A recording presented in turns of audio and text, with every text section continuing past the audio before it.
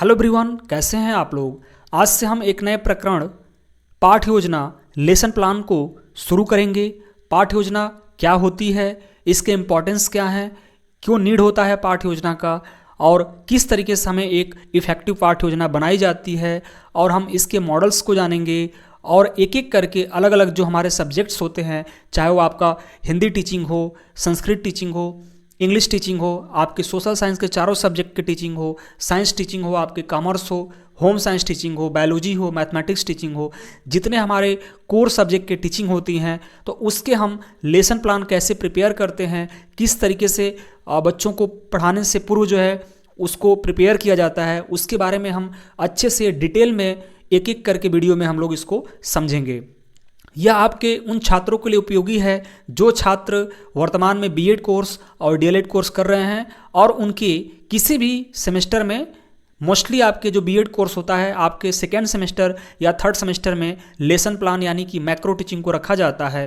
तो जिस किसी भी आपके सेमेस्टर में रखा गया हो, यह आपके लिए मोस्ट इम्पॉर्टेंट होगा और आप इसको देख सकते हैं। वर्तमान में आपका जो लेसन प्लान का पार्ट है तो आपके महात्मा गांधी काशी विद्यापीठ और उसके संबंध कॉलेजों में बीएड थर्ड सेमेस्टर में रखा हुआ है, तो उन छात्रों के लिए वर्तमान में ये काफ़ी मोस्ट इम्पॉर्टेंट कारगर साबित होगा।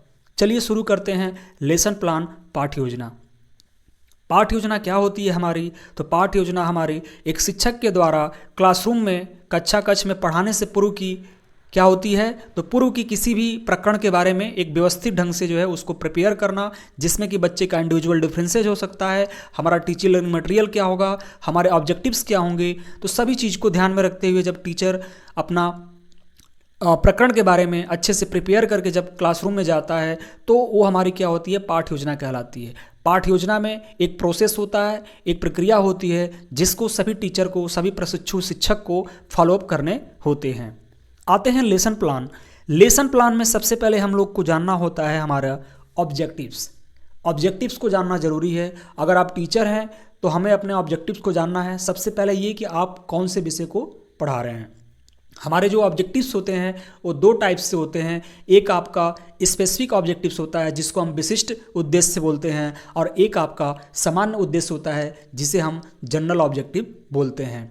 जो आपका जनरल ऑब्जेक्टिव यानी कि जो आपका सामान्य उद्देश्य होता है, वो आपके विषय के चीज़ों को समझता है कि अगर मान लीजिए आप हिंदी पढ़ा रहे हैं तो हिंदी विषय का हमारा उद्देश्य क्या होगा। अगर बच्चा हिंदी पढ़ेगा तो उससे उसके आगामी जीवन में वो किस तरीके से उसका यूज कर सकता है, तो हमारा क्या होगा, वो सामान्य उद्देश्य होगा। अगर हम किसी प्रकरण को लेकर चलते हैं, चाहे हिंदी का कोई गद्य का पाठ हो, चाहे पद्य का पाठ हो, या कोई एक चैप्टर हो, तो वो हमारा क्या होता है, वो हमारा विशिष्ट उद्देश्य होता है। तो टीचर को लेसन प्लान बनाने से पहले हमें ये ध्यान देना होता है कि हमारा उद्देश्य का सही से चुनाव किया जा सके, उसकी चीज़ों को समझा जा सके।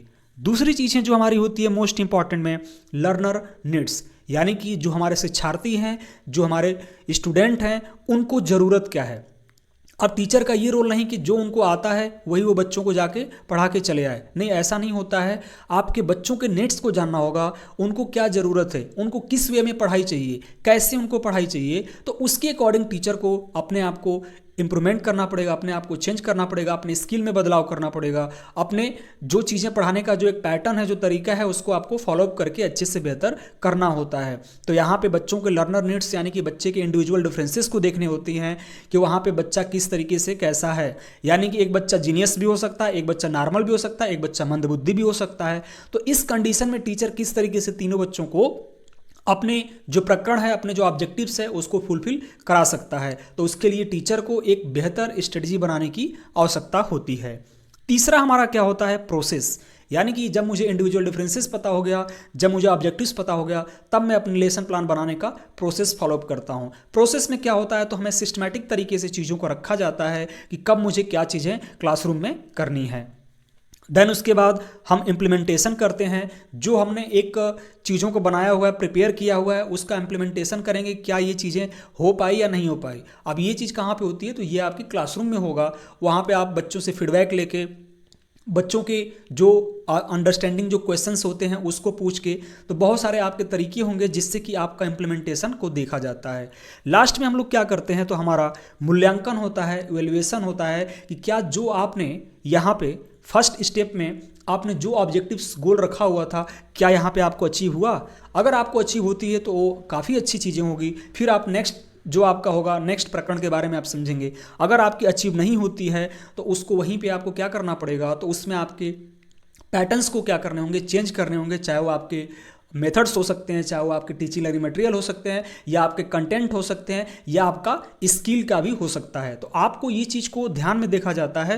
तो ये हमारा क्या है, तो ये हमारा एक लेसन प्लान का प्रोसेस होता है जिससे लिए हम लोग पाठ्य योजना बनाते हैं। पाठ्य योजना हमारा क्या है, तो ये हमारा एक सिस्टमैटिक क्या है, ड्राफ्ट होता है, नीलपत्र होता है, जिसके द्वारा एक टीचर पहले से प्री प्लान करके क्लासरूम में जाता है। आते हैं इसका परिचय के बारे में। एक पाठ्य योजना विशेष पाठ को चलाने के लिए शिक्षक की क्या है, मार्गदर्शिका है, यानी कि जो हमारा टीचर है उसको गाइड करता है। क्या पाठ्य योजना, इसमें हम बच्चों के जो हमारे लक्ष्य हैं उनको कैसे पहुंचा जाए, यानी कि जो बच्चों के गोल हैं, लक्ष्य हैं, उसको कैसे पहुंचा जा सकता है। चाहे वो आपका मेथड हो सकता है या कोई आपके प्रोसेस हो सकते हैं टीचिंग के, और इसमें मापने का कौन सा एक तरीका होगा, मेथड होगा, जिससे कि हम लक्ष्य कितना अच्छा था और पहुंच गए। यानी समझना यहाँ पे ज़रूरी है कि जो हमारा उद्देश्य था हमने वहाँ पे पहुँचा। तो पहुँचने के बहुत सारे हमारे क्या होते हैं, मेथड होते हैं। मेथड में बच्चों से हम टेस्ट करा सकते हैं, बच्चों से हम होमवर्क दे सकते हैं, बहुत सारी चीज़ें होती हैं। बच्चों को इन क्लासरूम हम लोग ऑब्जेक्टिव क्वेश्चंस जो अंडरस्टैंडिंग क्वेश्चंस होते हैं उससे भी हम लोग चीज़ों को समझ सकते हैं। तो ये हमारा लेसन प्लान का एक क्रिया होती है। एक पाठ्य योजना एक शिक्षक द्वारा किसी पाठ के लिए निर्देश के पाठ्यक्रम या सीखने के प्रक्षेप का विस्तृत विवरण होता है। यानी कि जो हमारा पाठ्य योजना होता है तो किसी भी पाठ्यक्रम या सीखने के प्रक्षेप पर्त यानी कि एक बाउंड्री का एक विस्तृत विवरण है, जिसके द्वारा एक शिक्षक जो है पाठ्य योजना को तैयार करता है। ये हमें बहुत जानना जरूरी है कि शिक्षक को पाठ्य योजना तैयार करने में आपकी जो हमारा पाठ्यक्रम होता है, जो हमारा करिकुलम होता है, बहुत इंपॉर्टेंट रोल करता है। करिकुलम में हमारे क्या आती हैं, तो करिकुलम में आपकी सब कुछ चीज़ें आ जाएंगी, चाहे वो आपका ऑब्जेक्टिव्स हो, चाहे आपका मेथड हो, चाहे आपका प्रीवियस नॉलेज बच्चों को देखा जाए, चाहे वो आपका टीएलएम हो या आपके टेक्निक्स हो सकते हैं, पढ़ाने का तरीका हो सकता है।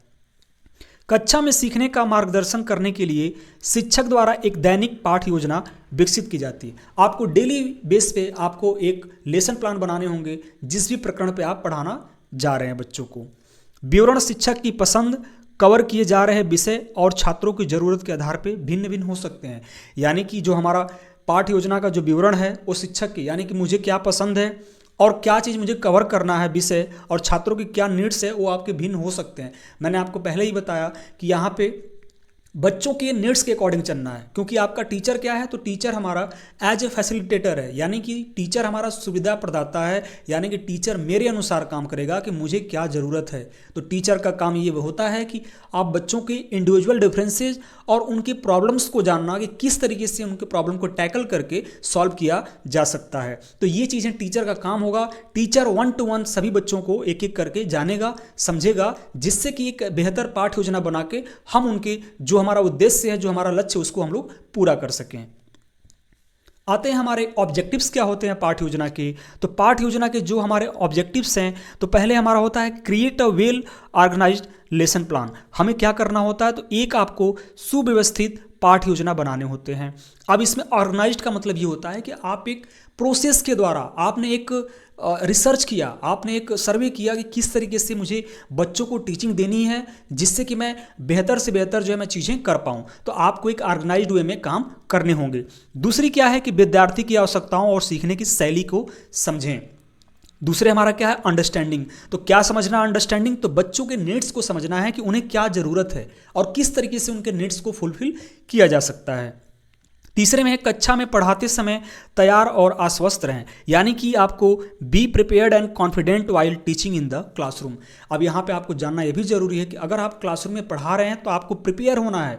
जो भी प्रकरण को आप पढ़ा रहे हैं वो आपको प्रिपेयर होके जाना है, जिससे कि बच्चे में क्या है, देखिए बच्चे वहाँ पे क्या होते हैं, तो बच्चे डिफरेंट टाइप्स के होते हैं। तो वहाँ पे उनका क्या है, क्यूरियोसिटी होती है किसी भी चीज़ों को जानने के लिए, तो आपको वेल प्रिपेयर होकर चीज़ों को जानना होगा। और एक चीज़ टीचर को ये भी ध्यान देना होता है कि जो भी आप प्रकरण को पढ़ा रहे हैं तो ये नहीं कि आप इसको एक नैरो यानी संकुचित तरीके से पढ़ के आप जाएं कि नहीं जो चैप्टर में दिया हुआ है मुझे उतना ही समझ के या पढ़ के जाना है। आपको उसके सराउंडिंग की इससे क्या क्या चीज़ें हो सकती हैं, हमारे रियल लाइफ में इसका क्या यूटिलाइज हो सकता है और किस तरीके से बच्चे इस प्रकरण को, इस टॉपिक को रिलेट कर सकते हैं अपने लाइफ से। तो इस तरीके से आपको रियल लाइफ एग्जाम्पल के साथ एक आपको रियल तरीके से चीज़ों को लेके जाने होंगे। तीसरी चीज़ें help the student to achieve the aim objectives of the lesson, यानी कि जो हमारा प्रकरण होता है उसमें बच्चों को क्या करना होगा, हमें मदद करनी होती है जिससे कि बच्चा जो है अपने जो लक्ष्य है, जो हमारा ऑब्जेक्टिव्स है उसको क्या कर सके, उसको अचीव कर सके। आते हैं हमारे कि पाठ योजना का इंपॉर्टेंस क्या है। अगर हम पाठ योजना बनाते हैं तो हमारा महत्व क्या होगा। तो प्रत्येक शिक्षक को एक पाठ योजना तैयार करना आवश्यक है, क्योंकि इसे दिन के पाठों के लिए मार्गदर्शन माना जाता है। देखिए सबसे बड़ी बात ये चीज़ होती है कि अगर आप बीइंग एज ए टीचर हैं तो आपको एक डेढ़ दिन मतलब एक दिन में जो है आपको 3 से 4 क्लासेस लेनी होती हैं। तो अगर आप चीज़ों को, लेसन प्लान को अगर आप प्रिपेयर करके जाते हैं, एक सिस्टमैटिक तरीके से करके जाते हैं, तो आपको बहुत सारी चीज़ें जो है क्या होती हैं, एक प्रोसेस में, एक मेंटेन वे में जो है आपको करने को मिलेगा। तो इसलिए आपको पाठ योजना बनाना होता है। आप एक अलग अलग सब्जेक्ट को एक बेहतर तरीके से समझे रहेंगे, एक एक पॉइंट को समझेंगे, जिससे कि वहाँ पर बच्चों को कक्षा कक्ष में यानी क्लासरूम में आप बेहतर ढंग से डिस्कस कर सकते हैं। पाठ योजना महत्वपूर्ण है क्योंकि यह शिक्षक को एक ठोस दिशा देती है कि वह दिन भर में क्या करना चाहता है। ये बहुत इंपॉर्टेंट होता है कि हमें पहले से ही पता होता है कि हमें आज क्या करना है, बच्चों से क्या क्या एक्टिविटी करवानी है या क्या क्या मैं उनको बच्चों को पढ़ाऊंगा। तो ये आपको पहले से ही प्लान्ड होता है, जिससे कि आपका टाइम का भी यूटिलाइज जो है अच्छे से होती है और आप एक समय के अनुसार, एक जो हमारा एक बाउंड्री है उसके अनुसार ही हम एक बच्चों का जो हमारा ऑब्जेक्टिव्स है उसको हम लोग फुलफिल कर लेते हैं। शोध से पता चला है कि छात्रों का सीखना शिक्षक नियोजन से संबंधित है। ये बहुत मोस्ट इंपॉर्टेंट है कि हमारा देखिए जो टीचर हैं, टीचर के द्वारा ही एक बच्चे का एक बेहतर जो सीखने की जो प्रक्रिया होती है वो प्रोसेस होता है। तो इसमें दिया गया है कि जो शिक्षक के द्वारा जो प्लानिंग किया जाता है और प्लानिंग करने के बाद अगर आप बच्चों को सिखाते हैं तो वो कहीं ना कहीं बच्चों में एक आपका फ्रूटफुल चीज़ें आएगी। एक प्रमुख व्याख्या यह है कि जब योजना तैयार होती है तो शिक्षक उसके कार्यान्वयन पर ध्यान केंद्रित कर सकते हैं। यानी कि आपको बहुत ध्यान देना होता है कि जब आप पाठ योजना तैयार कर रहे हैं तो उसको किस तरीके से इम्प्लीमेंटेशन करना है, उसको आपको ध्यान करके आपको ध्यान देने होते हैं। देखिए आपका जो पाठ योजना होता है वो डे बाय डे क्या होगा, वो डिफरेंट होगा। आपके ऑब्जेक्टिव्स चेंज होंगे, आपके मेथड्स चेंज होंगे, आपके टीचिंग लर्निंग मटेरियल चेंज होंगे, आपका खुद का परसेप्शन चेंज होगा। और जो बच्चों का जो परसेप्शन है, यानी कि जो बच्चा मंदबुद्धि बालक था उसको समझ में नहीं आता था, अब उसको धीरे धीरे समझना स्टार्ट हुआ, तो अब उस पर आपको दूसरे तरीके से काम करना होगा। तो इसमें आपको ये चीज़ों को अपडेट होना होगा, समझना पड़ेगा कि किस तरीके से मुझे बेहतर ढंग से चीज़ों को मैं कर पाऊंगा। जब शिक्षकों को इस बारे में इतना सोचने की ज़रूरत नहीं होती है कि उन्हें आगे क्या करना है, तो वे पाठ के अन्य हिस्सों पर ध्यान केंद्रित करने में सक्षम होते हैं। देखिए यहाँ पे बहुत चीज़ें हैं कि जब शिक्षक होते हैं उनको पता नहीं होता है, सोचने की ज़रूरत नहीं होती है इसमें कि आगे क्या करना है। जैसे कि अगर आप जैसे जैसे पाठ योजना बनाते रहेंगे तो आपको आगे का एक प्रोसेस पता होता जाएगा कि आज मैंने जो बनाया कल को मुझे क्या करना है। तो इससे आपको आगे का जो थिंकिंग है कि मुझे कल क्या पढ़ाना है, तो वो चीज़ आपको ये नहीं है कि डाउट कि कल मैंने, आप जैसे कुछ शिक्षक क्या होते हैं जो बड़े बड़े क्लासों में, जैसे आप क्लास 8th 9th में चले जाते हैं तो वहाँ पर टीचर जाएंगे, उनका एक पहला मेन होता है कि कल हमने क्या पढ़ाया था। तो ये चीज़ें नहीं होना चाहिए कि कल मैंने क्या पढ़ाया था आप बच्चों से पूछ रहे हैं। आपको ये चीज़ था कि कल जो मैंने पढ़ाया उसमें से आपको क्या डाउट रह गया, क्या डाउट था, तो उस चीज़ को आप प्रीवियस को जो है आप उसको डाउट को जो है सॉल्व करते हुए आप नए चीज़ों को ऐडअप करेंगे। तो ये आपको सिस्टमैटिक तरीके से ऐड करके चीज़ों को लेके जाना है कि कल जो मैंने बच्चों को पढ़ाया उससे रिलेट करके, जिससे कि बच्चा का जो कनेक्टिविटी होती है, जो हमारा जिसको बोलते हैं एक हमारा एक्टिव क्लासेज होता है, इसको हम लोग बेहतर ढंग से कर सकें। तो ये आपका एक प्रोसेस, ये आपका इंपॉर्टेंस बहुत रोल देता है। एक प्रभावी पाठ योजना में कई तत्व शामिल होते हैं। अगर हम एक इफेक्टिव अगर लेसन प्लान बनाते हैं तो उसमें बहुत सारे हमारे क्या हैं, एलिमेंट्स होते हैं, जिसमें कि सीखने के उद्देश्य हमारे क्या हैं, तो लर्निंग ऑब्जेक्टिव्स होते हैं जो मैंने आपको बताया, जिसमें हमारा सामान्य उद्देश्य और हमारा विशिष्ट उद्देश्य होता है। अगर हम लोग विशिष्ट उद्देश्य में बात करें तो हमारा उसमें ज्ञानात्मक हो गया, भावात्मक हो गया, हमारा क्रियात्मक हो गया, उसी में हमारा जो है अभिवृत्ति हो गई, उसी में हमारा स्किल हो गया। तो बहुत सारी चीज़ें होती हैं जो आपके उद्देश्य को फॉलोअप करता है। दूसरी चीज़ें क्वालिटी क्वेश्चंस। अगर मैं लेसन प्लान में प्रिपेयर कर रहा हूं तो उसमें मैं बोध के प्रश्न, अंडरस्टैंडिंग क्वेश्चन भी मैं रखूंगा, जो बच्चों से एक एक जो हमारा प्रकरण होता है एक भाग का, उसमें जैसे 2-3 भाग हम बनाते हैं तो एक भाग खत्म हुआ तो उसमें बच्चों से अंडरस्टैंडिंग क्वेश्चन हम लोग कर सकते हैं, जिससे कि बच्चे क्या होंगे, अवेयर होंगे और हमारा जो क्लासरूम का जो कनेक्टिविटी होगा वो बेहतर ढंग से होता रहेगा। नेक्स्ट हमारा होगा सप्लाई एंड एक्टिविटी। सीखने के उद्देश्य को ध्यान में रखना महत्वपूर्ण है, क्योंकि उन्हें कक्षा में सभी गतिविधियों के विकास और कार्यान्वयन को संचालित करना चाहिए। गुणवत्तापूर्ण प्रश्न से वे पूछताछ है जिन्हें शिक्षक पाठ के दौरान छात्रों पर निर्देशित करने की योजना बनाता है।